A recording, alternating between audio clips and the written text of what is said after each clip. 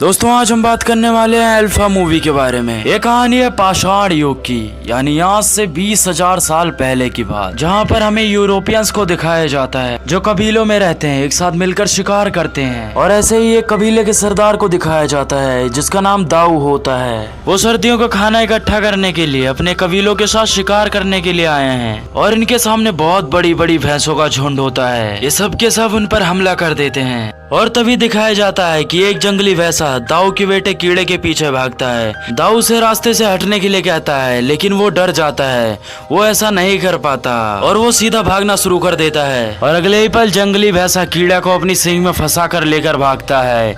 इधर कीड़ा के पिता जो इस कबीले के सरदार हैं, वो अपने बेटे को बचाने के लिए उस भाला से भैंसे पर वार करते हैं। हालांकि वो भाला उस भैंसे को लग भी जाता है, लेकिन तभी कीड़ा को भैंसा खाई से नीचे फेंक देता है। और यहाँ से कहानी जाती है फ्लैशबैक में, यानी कि एक हफ्ते पहले, जहाँ कीड़े के कबीले को दिखाया जाता है जो सबके सब सर्दियों के लिए खाना इकट्ठा करने के लिए शिकार पर जाने की तैयारी कर रहे हैं। उसी रात कीड़ा की माँ कीड़ा के पिता दाऊ से कहती है कि कीड़ा अभी छोटा है और उसे अभी शिकार पर मत ले जाओ, वो अभी तैयार नहीं हुआ है, मैं उससे बहुत प्यार करती हूँ और मैं उसे खोना नहीं चाहती। तो कीड़ा के पिता दाऊ कहते हैं कि सर्दियाँ आने वाली हैं और साल के इस वक्त सब लोग शिकार पर जाते हैं और अगर हम शिकार पर नहीं गए तो हम सब लोगों को भूखा मरना होगा। ये वक्त है जब कीड़ा को अपने आप को साबित करना होगा। अगली सुबह सबके सब कबीले वाले शिकार के लिए यहाँ से निकल पड़ते हैं और बहुत लंबा सफर तय करने के बाद ये लोग एक पत्थर के स्मारक तक पहुँचते हैं जो कभी इनके पूर्वजों ने बनाई थी। यहाँ पर एक दूसरा कबील भी आता है जो इन्हीं लोगों की तरह शिकार के लिए निकला है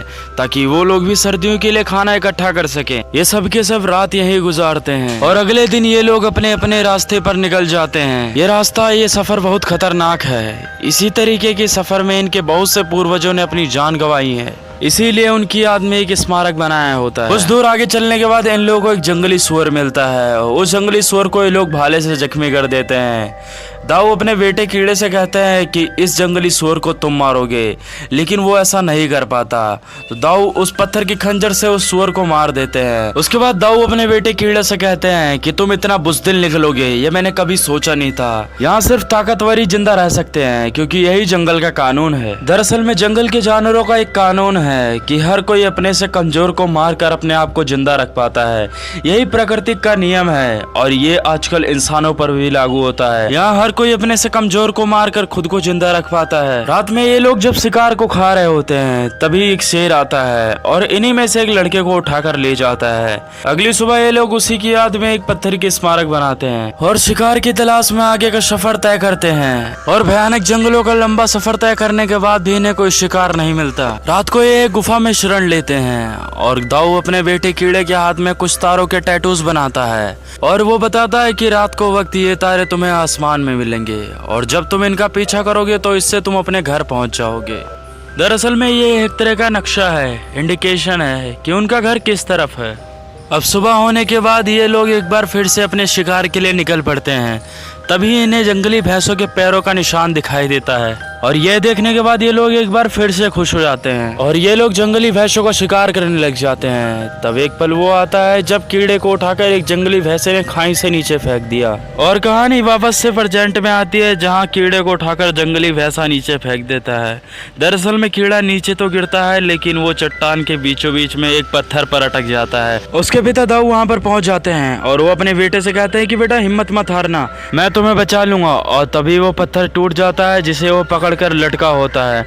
वो पत्थरों से लड़ते हुए एक पत्थरों के बीच एक बनी खाई में गिरता है। कीड़े के पिता दाऊ अपने बेटे को बचाने के लिए नीचे जाना चाहते हैं लेकिन उनके कबीले वाले उन्हें रोक लेते हैं। वो कहते हैं वहाँ जाने का कोई रास्ता नहीं है और हम तुम्हें खोना नहीं चाहते। तुम हमारे कबीले के सरदार हो और तुम्हारी जिम्मेदारी है कि तुम हम सबकी रक्षा करो, तुम हम सबको सही सलामत घर वापस लेके जाओ। दाऊ को उन सबकी बात माननी पड़ती है और वो पूरा रात पूरा दिन उसी चट्टान के किनारे बैठकर अपने बेटे को आवाज मारता रहता है। और अगली सुबह तक जब दाऊ का बेटा कीड़ा नहीं उठता तो दाऊ और उसके कबीले वाले मिलकर उसकी याद में एक पत्थर की स्मारक बना देते हैं और अपना किया हुआ शिकार वहां से लेकर कबीले की तरफ चले जाते हैं। उन लोगों के जाने के बाद कीड़ा के पास एक गिद्ध आता है और वो उसे नोचने लगता है। वो उसे नोच कर खाता कि उससे पहले कीड़ा की आंख खुल जाती है। वो दरअसल में बेहोश हुआ था। वो गिद्ध को उठाकर नीचे फेंक देता है और अपने पिता को आवाज लगाता है, लेकिन कीड़ा को उस तरफ से कोई जवाब नहीं मिलता। कीड़ा चट्टान पर चढ़ने की कोशिश करता है, लेकिन उसका पैर जख्मी होता है, इसीलिए उसे चढ़ने में तकलीफ होती है और नीचे बहुत गहरी खाई होती है। लेकिन कुछ ही देर में बारिश होना शुरू हो जाता है, जिससे खाई में पानी भर जाता है और कीड़ा का जब हाथ छूटता है तो वो सीधा पानी में गिरता है, जिससे कीड़ा की जान बच जाती है। कीड़ा अपने टूटे हुए पैर को लकड़ियों से बांधता है और चट्टान पर चढ़ जाता है, जहां वो देखता है कि उसके नाम का पत्थर का वही स्मारक बना दिया गया है। कीड़ा यह समझ जाता है कि उसके पिता और उसके कबीले वालों ने यह विश्वास कर लिया है कि कीड़ा अब जिंदा नहीं रहा, और कीड़ा पूरी रात अपनी एक सूखे हुए पेड़ पर बिताता है। अगली सुबह कीड़ा पानी पीने के लिए नदी में जाता है, तभी उसके पीछे से कुछ भेड़िया हमला कर देते हैं। वो पेड़ की तरफ भागता है, लेकिन चढ़ने से पहले एक भेड़िया उसका पैर पकड़ लेता है। वो उस भेड़िया को अपने चाकू से मारकर जख्मी कर वो पेड़ पर चढ़ जाता है। कीड़ा सारी रात उस पेड़ पर ही बिताता है, लेकिन वो सारे भेड़िए नीचे ही बैठे रहते हैं। सुबह कीड़ा उठता है तो देखता है कि सारे भेड़िए जा चुके हैं, लेकिन वहाँ पर वो भेड़िया पड़ा है जिसे उसने एक दिन पहले जख्मी किया था। कीड़ा अपने लिए एक भाला बनाता है और वो उस भाले से उस भेड़िए को मारना चाहता है, लेकिन कीड़ा को दया आ जाती है। वो उस भेड़िए को उस गुफा में उठाकर ले जाता है जहाँ उसने अपने कबीले वालों के साथ एक रात बिताई थी। वहाँ पर वो भेड़िए के जख्म को साफ करता है। अगली सुबह उठकर कीड़ा बाहर जाता है। वो अपने पैर के जख्म को ठीक करने के लिए कुछ जड़ी बूटियां लाता है। वो जब पानी पी रहा होता है तो भेड़िया भी अपने मुंह को खोल लेता है और अब कीड़ा उसे पानी देने के लिए जाता है, लेकिन शुरू में भेड़िया उसे देखकर गुर्राता है। कीड़ा उससे कहता है कि मैं तुम्हारी जान बचा लूंगा, मैं तुम्हें कुछ नहीं करूंगा, और भेड़िया उस पानी को पी लेता है। कीड़ा यहाँ साथ में वो कीड़े भी देता है जो खा रहा होता है, और अब धीरे धीरे इनके बीच में एक रिश्ता बनना शुरू हो जाता है। ये दोनों जख्मी हैं, इसीलिए दोनों के दोनों कुछ दिन तक उसी गुफा में रहते हैं। एक रात कीड़ा अपने हाथों में तारों के उन टैटूज को देखता है जो उसके पिता ने बनाए थे, और उसके बाद उन्हीं तारों को वो आसमान में देखता है। वो कहता है मुझे अपने माता पिता से मिलना है, और वो अगली सुबह अपने घर के सफर के लिए तैयार हो जाता है। वो भेड़िए से कहता है कि तुम भी अपने घर चले जाओ, इससे पहले बर्फ पड़े, मुझे भी अपने घर के लिए निकलना है। और कीड़ा यहाँ से निकल जाता है। वो देखता है कि लगातार उसका भेड़िया पीछा कर रहा होता है। हालांकि कीड़ा भेड़िया को कई बार भगाता है, लेकिन वो उसका पीछा नहीं छोड़ता। और भेड़िया जब एक शुअर को देखता है तो उसका वो पीछा करने की कोशिश करता है, लेकिन वो शिकार नहीं कर पाता। कीड़ा समझ जाता है कि भेड़िया भूखा है। वो उसे वो कीड़े देता है जो खुद भी खाता है। आज भेड़िया ने पहली बार कीड़े के हाथ से कीड़ा खाया था। अब ये दोनों एक अच्छे मित्र बन चुके हैं। उसके बाद भेड़िया खरगोश का शिकार करता है, जिसे ये दोनों मिलकर खाते हैं, और उसके बाद ये दोनों साथ सो जाते हैं। अगली सुबह भेड़िया कीड़े का मुंह चाट कर उसे जगाता है। कीड़ा कहता है तुम्हारे मुंह से कितनी बदबू आ रही है। वो उसे उठाकर नदी में फेंक देता है, और यहाँ ये दोनों जमकर नहाते हैं। उसके बाद भेड़िया खाने के लिए एक मछली का शिकार करता है, और उसके बाद कीड़ा अपने घर की तरफ बढ़ जाता है। ये दोनों के दोनों एक साथ मिलकर शिकार करते हैं। कीड़ा इस भेड़िए का नाम रखता है अल्फा। और एक रात जब ये दोनों आग जलाकर बैठे होते हैं तो वहाँ कुछ भेड़िया आते हैं। अल्फा उनके पास जाता है। दरअसल में यह अल्फा का परिवार था।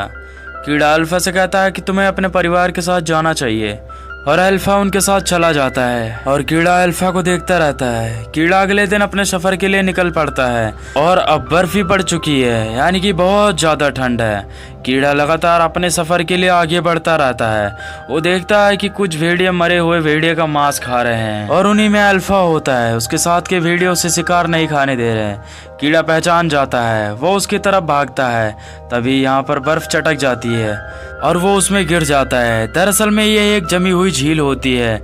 अल्फा उसे देखता है तो उसकी तरफ भागता है। अल्फा उसे तोड़ने की कोशिश करता है, लेकिन ये काफी मोटी परत होती है। अल्फा उसे तोड़ नहीं पाता। कीड़ा के पास एक चाकू होता है जिससे वो तोड़कर बाहर आ जाता है, और एक बार ये दोनों फिर से दोबारा से मिल चुके हैं। कीड़ा अपने आप को ठंड से बचाने के लिए अपने कपड़े उतार कर जला देता है, और ये दोनों हाथ सेक कर सो जाते हैं। अगली सुबह कीड़ा जब अपने आगे के सफर पर निकलता है तो वो एक आदमी को देखता है, जिसे देखकर वो खुश हो जाता है। कीड़ा उसके पास जाता है तो देखता है कि वो ठंड से जमकर मर चुका है, और कीड़ा उसके धनुष तीर को लेकर आगे बढ़ जाता है। और तभी इनके ऊपर लकड़बग्घे हमला कर देते हैं। ये अपने आप को बचाने के लिए गुफा में शरण लेते हैं। दरअसल में ये गुफा शेर की होती है, और शेर कीड़ा पर हमला कर देता है। वो उस तक पहुंच पाता तभी अल्फा उस पर हमला कर देता है। ये दोनों जब लड़ रहे होते हैं तो कीड़ा उस पर उस बाण से वार करता है, और शेर मर जाता है। और उसके बाद कीड़ा अल्फा के घाव पर मलहम लगाता है। वो उससे कहता है तुम हमारे मेरे साथ के हो और मैं तुम्हारा साथ जिंदगी भर नहीं छोड़ूंगा। अब अगली सुबह एक बार फिर से ये अपने आगे के सफर को जारी रखते हैं और ये ठंड का सामना करते हुए उस स्मारक तक पहुंच जाते हैं जिसे इनकी पूर्वजों की याद में बनाया गया था, जहां से कीड़ा ने इस सफर की अपने कबीले वालों के साथ शुरुआत की थी। वो उस स्मारक को देखकर बहुत ज्यादा खुश हो जाता है क्योंकि वो सही रास्ते पर है और वो अपने घर से ज्यादा दूरी पर नहीं है। ये दोनों लगातार आगे बढ़ते रहते हैं, पर अब अल्फा ज्यादा जख्मी होने की वजह से वो वहीं गिर जाता है। कीड़ा उसे गोदी में उठाता है और ये दोनों कुछ देर चलने के बाद कीड़ा भी वहां गिर जाता है क्योंकि अब इन दोनों के अंदर आगे चलने की शक्ति नहीं बची है और कीड़ा वहीं सो जाता है। उसे एक सपना आता है। जब सफर की शुरुआत होने से पहले कीड़ा की माँ ने उसके पिता से कहा था कि कीड़ा भी छोटा है, उसे मत ले जाओ, मुझे डर लग रहा है कि कीड़ा कहीं हमें छोड़कर चला ना जाए। उसकी ताकत ही उसकी शक्ति है, उसका हथियार नहीं। कीड़ा के पिता दाऊ उसकी माँ से कहते हैं कि तुम जितना उससे कमजोर समझती हो वो उतना है नहीं। और ये सपना देखने के बाद कीड़ा की आंख खुल जाती है। वो एक बार फिर से अपनी पूरी हिम्मत करके अल्फा को अपनी गोदी में उठाता है और अपने सफर के लिए निकल पड़ता है। कुछ घंटों का सफर करने के बाद उसे अपना कबीला दिख जाता है और वो अल्फा को लेकर अपने कबीले में पहुंच जाता है। सब कबीले वाले देख उसे हैरान हो जाते हैं क्योंकि पहली बार कोई एक जिंदा भेड़िए को उस कबीले में लाया था और उसके बाद वो वहीं लेट जाता है। कीड़ा के माता पिता देख उसे हैरान हो जाते हैं और बहुत ज्यादा खुश भी हो जाते हैं। कीड़ा अपने माता पिता से कहता है कि उसे बचा लीजिए, अल्फा को बचा लीजिए, और वो कहते कहते बेहोश हो जाता है। और जब कीड़ा की आंख खुलती है तो देखता है कि अपने कबीले में लेटा है, उसके बगल में अल्फा भी लेटा है। तभी वहाँ एक औरत अल्फा के बच्चे को उठाती है और वो कहती है कि तुम्हारा इस कबीले में स्वागत है। दरअसल में अल्फा प्रेग्नेंट थी, लेकिन ये बात कीड़ा को नहीं पता थी और कबीले वाले उसे एक्सेप्ट कर लेते हैं। कुछ देर बाद कीड़ा अल्फा के पास जाता है। वो उससे कहता है कि अब सब कुछ ठीक है, अब किसी चीज की चिंता नहीं है। कुछ देर बाद इन दोनों को एक साथ दिखाया जाता है। सामने अल्फा के बच्चे खेल रहे होते हैं। ये वो दौर था जहाँ पर इंसानों ने जानवरों के साथ दोस्ती करना शुरू कर दिया था और मूवी के अंत में दिखाया जाता है कि सब कबीले वालों ने भेड़ियों के साथ शिकार करना शुरू कर दिया है।